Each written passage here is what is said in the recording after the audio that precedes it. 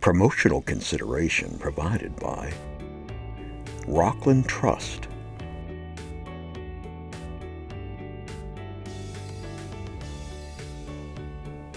David Rogers Electric.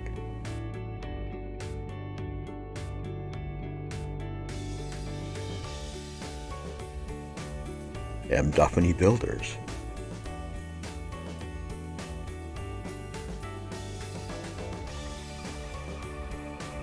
Eastman's Home and Hardware.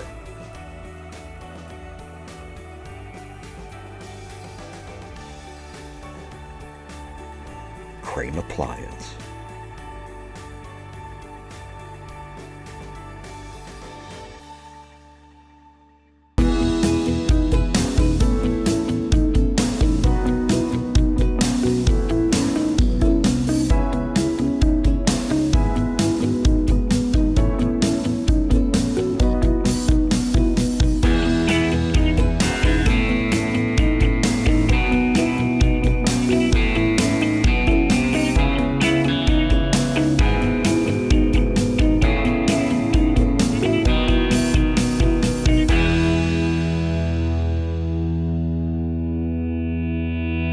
Welcome to Falmouth is Cooking. I'm Gail Blakely. I am your host for this show, and we are back in our kitchen at FCTV after a fairly long break. We were not traveling, we weren't on holiday. Actually, we had a problem with our granite, which cracked on our counter, and then before Christmas, with all of what happens there, we got behind with repairing it, and now here it is March 12th. And we are about to talk about one of my favorite things, a cookbook, but especially this one, which is Woods Hole, Cook Something Up for the 21st Century. A revisit, so to speak, to the other previous Woods Hole cookbooks, both of which I have, and we have displayed over there. Here with me today, I have Charlotte Emans Moore, who was the editor of the cookbook and who is the major person I've been in touch with about the publishing and where this cookbook is going to start appearing. And Sara Piccini, who is, after 1 year, almost coming up on an anniversary, executive director of the Woods Hole Museum. This is going to be the 50th anniversary of the Woods Hole Museum, correct? Which is our segue into why do a cookbook. So why don't you fill me in, Charlotte, on how you got started in this, and then we'll talk some about the food too. Okay. Okay. Well, this is a project that started with the fundraising committee for the Woods Hole Historical Museum. Okay. And we realized that the archives were begun in 1974, making it 50 years ago. And one of our committee members said, we need to do another cookbook. It's time. It's another generation's turn. Oh. So when I was chair of the fundraising committee, I said, oh, okay, I'll help to make that happen. And so fast forward, we have a wonderful committee, cookbook committee for the museum, and we've all been working very hard for almost 2 years now to bring this together. I So know we're how very long excited. it takes to do a cookbook. That is 2 correct. years is really not all that much time. When you think about it, a lot of cookbooks take a lot longer. Yeah. But I do know the process is very much like giving birth. It's painful, it's fun, it can be delightful, and it can also be awe-inspiring. Gusty Wilson, one of our community members, put together and published in 1975, and the proceeds from the sale of that cookbook went to fund the renovation of Bradley House, which is our museum's headquarters. Okay. Then fast forward 25 years later, and Helen Wilson and Julie Child come together and again create another community-wide cookbook. Woods Hole Cook Something Up title, but it is then subtitled More Recipes from a Cape Cod Village.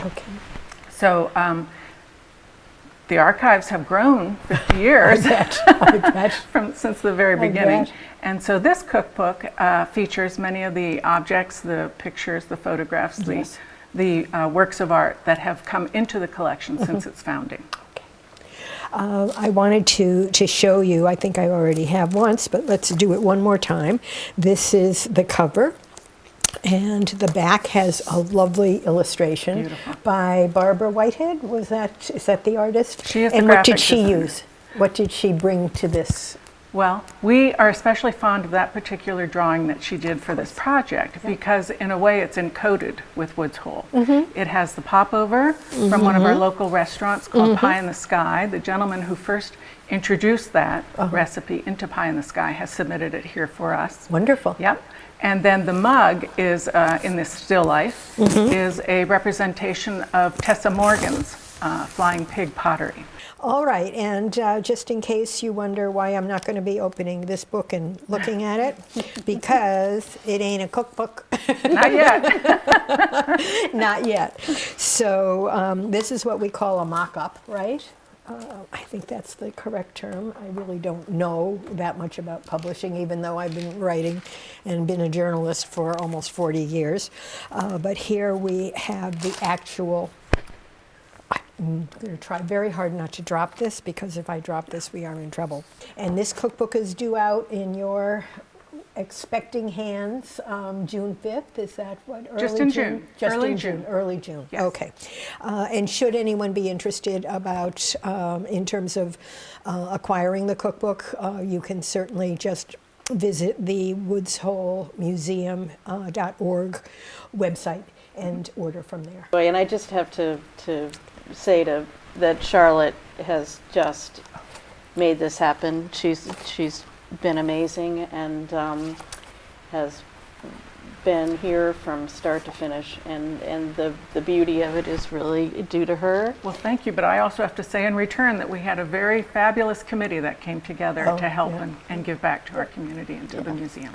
And also Barbara Matthews Whitehead, our designer, just did a lovely job. So she not only did the illustrations, but she also did the design of the cookbook itself, and it's really quite lovely.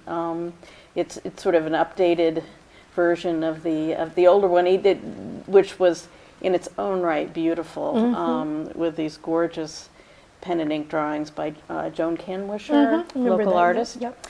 But this is sort of reflective of a new generation, as Charlotte says. Okay. And it's just peppered with these lovely little, just love that stuff. I originally, when I started writing my food column in 1985, I started doing line drawings because I had been an artist, as I said, and I very quickly stopped because it just got to be too much. And they also, the color really adds a whole thing to it. And here is some of the photos. Yes. This is from 1960. So these are some of the things that you can take a look at as you look. The archives has grown 50 years, and we were able to focus exclusively on those things that were about food.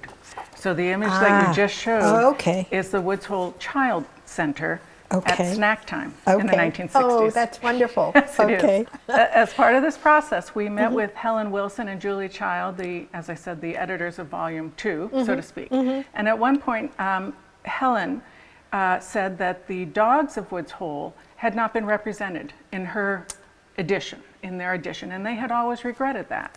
And so I said, well, now's the time, if you would.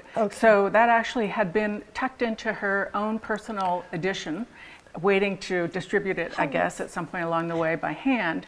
And I said, well, now's the moment where we can do that. So Helen gave the archives of both Volume 1 and Volume 2 of the cookbooks to the museum. And so this resides within the archives That's really cool. And so this particular recipe was one that numerous people came to us and said that they would like to see again. So that is why we have included it. And it is a recipe that Julie Child's husband had created because his mother-in-law did not like rhubarb, or a family member did not like rhubarb, and so he created this recipe. So we have the blueberry, and then we have this rhubarb grunt, which sounds very interesting, and Frank Child, very simple, just a half a dozen ingredients, which I think is always the best way to do things. The simpler, the better. As we get a little more advanced in our years, we don't need to be inventing mayonnaise.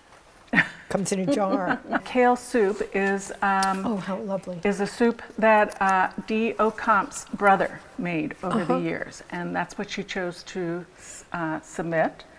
And we asked local residents if they would give us narratives or stories for why their recipes were important to them or to the community. Yes. And the third recipe that you wanted to focus on was called soused apple cake.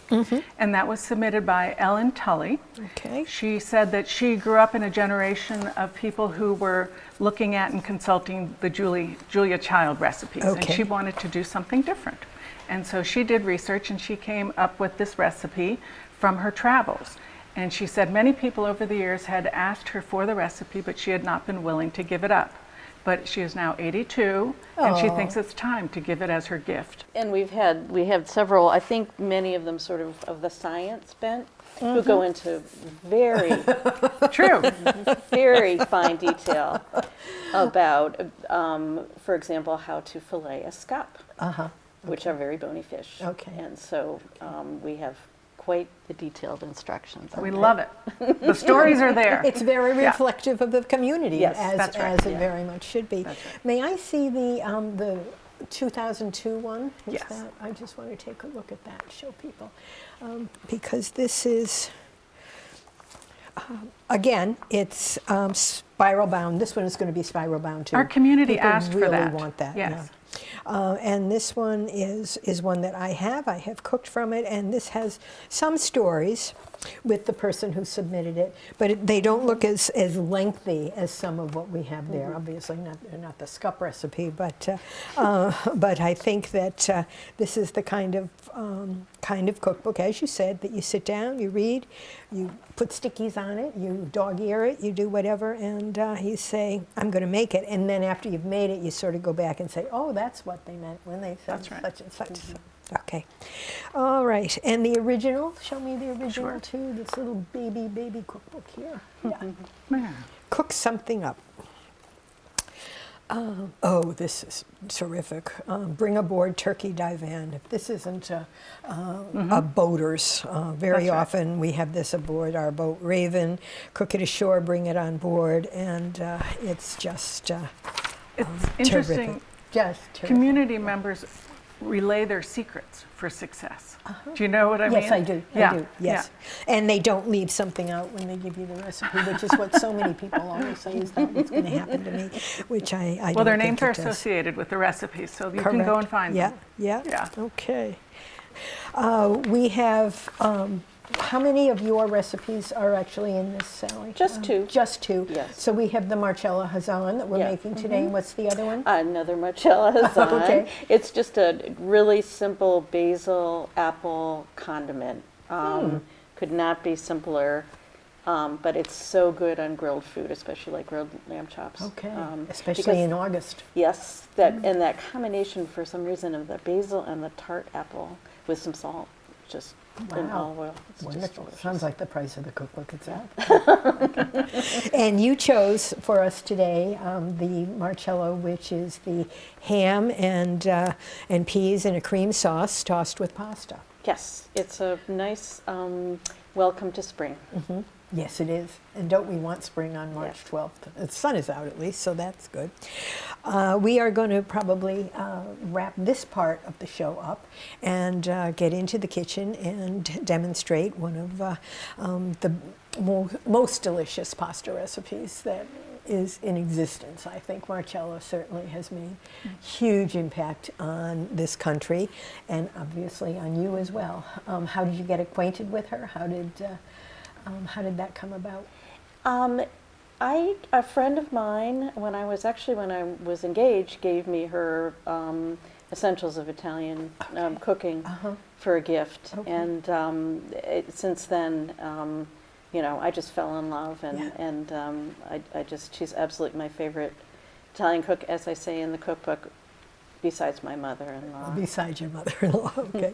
Does your mother-in-law approve of the recipe we're doing today? She does. Unfortunately, she passed away last year, I'm but sorry. she's in our heart and she's in Okay. our cooking. And I'm sure she's watching us Yeah. today. She'd probably be the first to say, those onions got too brown. Yeah. Oh, she was fierce in her kitchen. Yeah. One Thanksgiving, she wasn't able to cook because she was under the weather, and my sister-in-law and I were in the kitchen. She would come in every about 5 minutes and just double check. Just to double check. Doing everything okay. Yeah. I lost track of time when we were setting up here, and I wanted to get the onions sautéed in advance so that we wouldn't spend a lot of time doing that. And I walked away and came back, and they were a little dark brown, shall we say, not golden. But we'll talk about that when we get up there. Okay, so Woods Hole Cookbook, Community Cooks. Tell me just one last thought before we get into the kitchen about how would this be different from the previous two cookbooks? Well, it is a cookbook that we solicited recipes that were vegan, gluten-free, dairy-free, representative of the 21st century. Okay. That's really, I would say, it's defining characteristic as distinctive from the other two. It also very much features the archives of the museum, the 50-year growth. All right. So, and it's in color, yes. and Yes.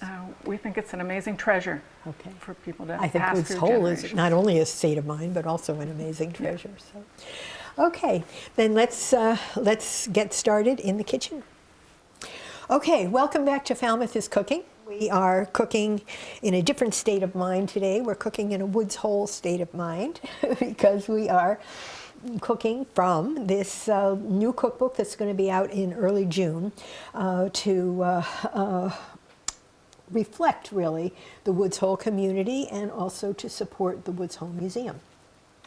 So I asked for one favorite recipe for us to be able to put together here on television, and again, unfortunately, we can't get the wonderful aromas to you, but believe me, the sautéed onions and butter smell pretty good. So I think that if you can imagine that, that would be great.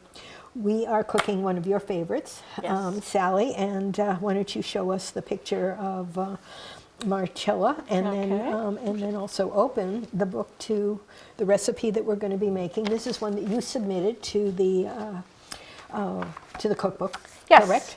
Yes. And so if you turn that around, that You is yes. Oh, look, her onions are a little brown. Yes. Okay, I feel better.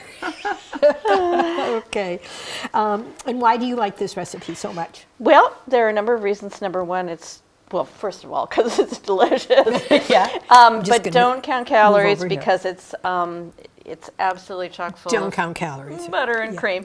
Can you just hold that for a second, I sure please? can. Thank you.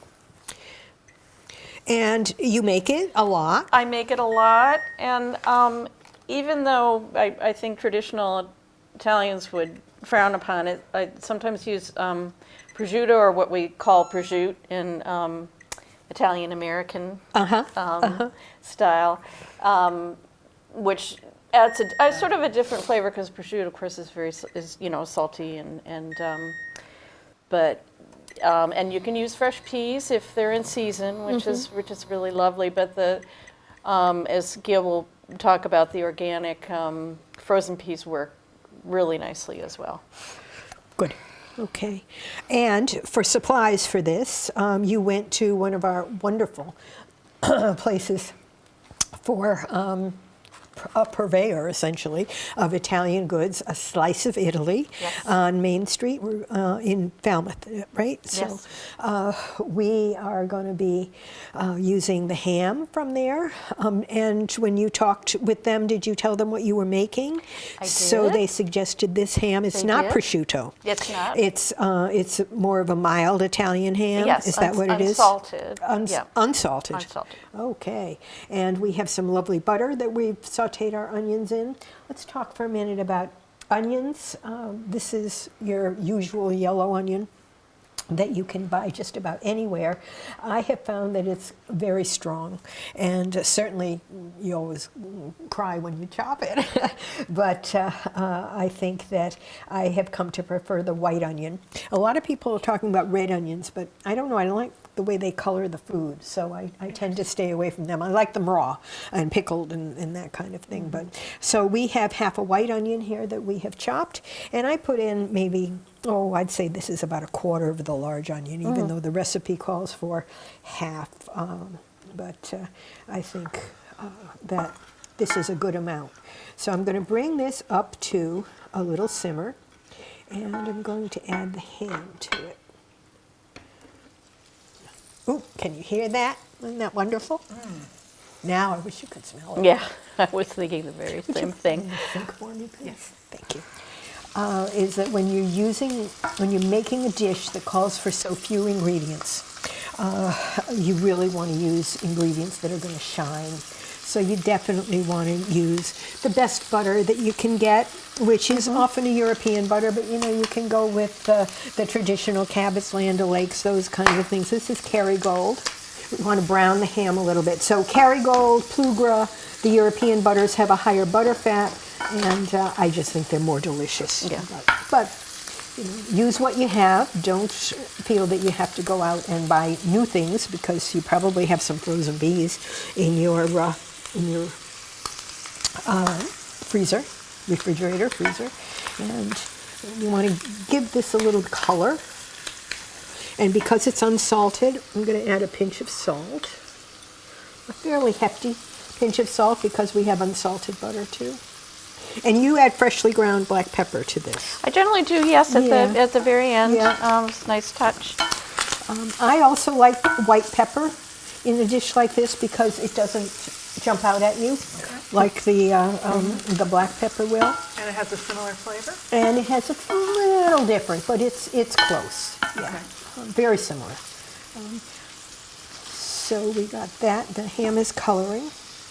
And then we're adding literally our cup of peas that are jumping around.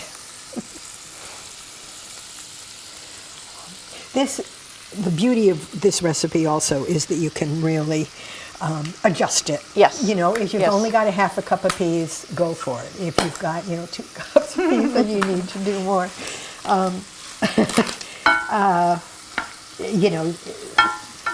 Grab some edamame.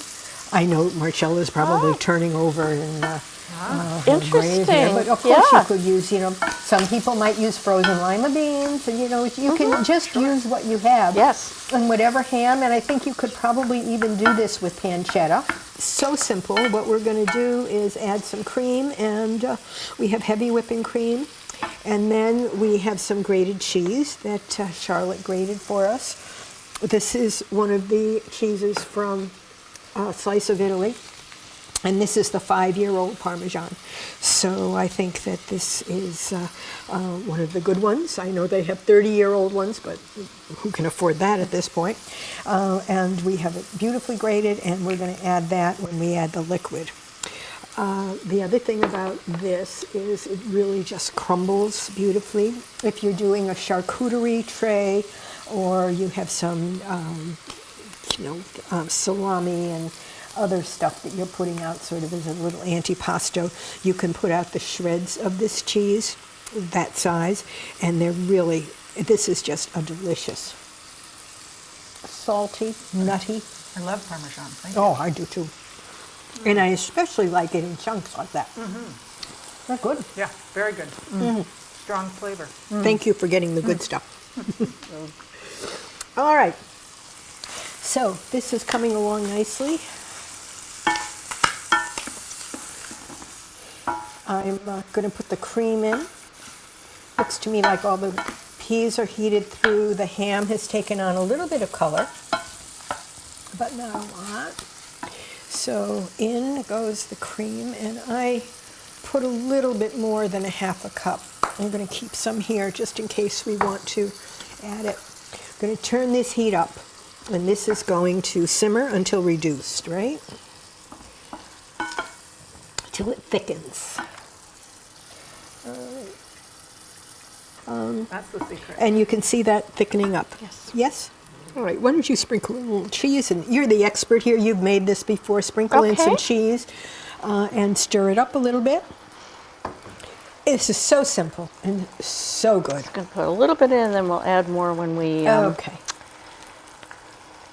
when we toss it with the pasta. Okay. You think a little more? I think a little more. After the fact, I told you it's your recipe and you've made it before. I'm telling you what to do. I defer to the expert. It takes a community. Yes. Yeah, it takes a community. I'm not well, I guess I am something of an expert, but you know what I came up with this morning, I told you this, that I am a professional home cook. Yeah. People call me, I'm not a chef, I've never had the training, and I certainly am very appreciative of all the people who went to culinary school. And It's still something to aspire to. it sure It is. is? Yeah, I could always Yeah. go back to culinary school, I guess. I have a feeling they wouldn't accept me, but who knows? You never know. You could probably teach. Oh, I doubt that. Okay, so let's just give this a taste. Oh, perfect. Great. Simple. All right, this recipe actually calls for using this sauce for the entire pound of pasta. I think that's a little short for me. Is that the word I want to use? Yeah. So what I'm going to do is make it a little more liquid.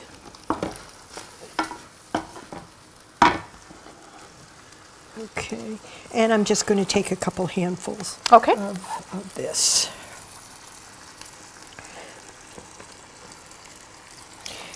And then we're going to get to taste this. So I'm doing half a pound of pasta. When you do it at home, do you do the full pound with this amount of sauce? Or? I generally do more sauce if I'm cooking a whole pound. Okay, so you would like do double the recipe. Yeah, You would exactly. like to. Yeah. What you could do is the 4 tablespoons to 8 tablespoons of butter, probably a little bit more of the ham, maybe double the amount of cheese. Peas. Peas. And then the cheese is really to taste. And this is such a good cheese that you really don't want to. Skip. Right. And you also don't want to overwhelm it because this is a very strong cheese. Okay, so, all right. And this is so rich that you Yeah. just want something like that. Very yeah. simple. And Yeah, and of course bread. Bread. How can you not have bread? So, The good stuff, huh? absolutely. Okay. So let me show you how we would probably plate it if we were serving. We're going to have little glasses of it because we're going to eat standing up, so it's all going to go to our feet, which is what my mother always said. But not to our hips? But not to our hips, absolutely. gravity will work its wonders. Fat feet. All right, so here we have this. I think if you serve this to some friends with some wine and, like I said, a simple salad. On a cold winter night. Yep. I'm thinking a steamy July Okay, night too. that too, yeah. How's that? Beautiful. Isn't that pretty? Okay, there we go. Gorgeous. Clean up. And then how about if you Okay. just put a little bit, a spoonful or so in each of those glasses. All right. And we're set to go. Okay. Perfect. Thank you. Napkin that for way. you. Thank you. Okay. I have to say I'm very glad that we are doing this with penne, a shorter pasta, eating spaghetti, linguine, long stuff on television is not easy. So excuse me. All right, and so here we are. This is Marcella Hazan's recipe for pasta with creamy peas and ham sauce, enriched with wonderful Parmesan, and it came to us via Sally in the cookbook. So thank you. Thank you. Cheers. Oh my goodness. Very good. You know, simple. And it doesn't, it's not the kind of dish that has layers of flavor because it's so fast, but it all comes together just beautifully. Okay. All right. Very good. Thank you very much, ladies, for bringing Woods Hole to FCTV. Thank you for hosting Thank us. you for hosting us. Yeah. I wish you all the best with your wonderful cookbook. Thank you. I probably will feature it in one of my food columns at some point. Wonderful. We'd I Thank may you. do that, Thank you. maybe towards the summer, so that when people are there, they can Yes. they can go ahead and access it more easily. So it's only going to be available at the museum and online at this point. At the moment, it Okay. is online. You can go to the Woods Hole Library and get a form there Okay. to fill out. All right. And otherwise, it's available through the museum, Okay. Yes. beginning Very June good. 1st Okay. Yes. or within the early June season. Yes. Okay. All right. So that is it for today. Falmouth is cooking, and Charlotte, thank you for editing. Sally, thank you for being the executive director. Thank you. And Thank you for coming here, and it's been really fun. Remember that Woods Hole is a state of mind. And take care, everybody, till we see you next time.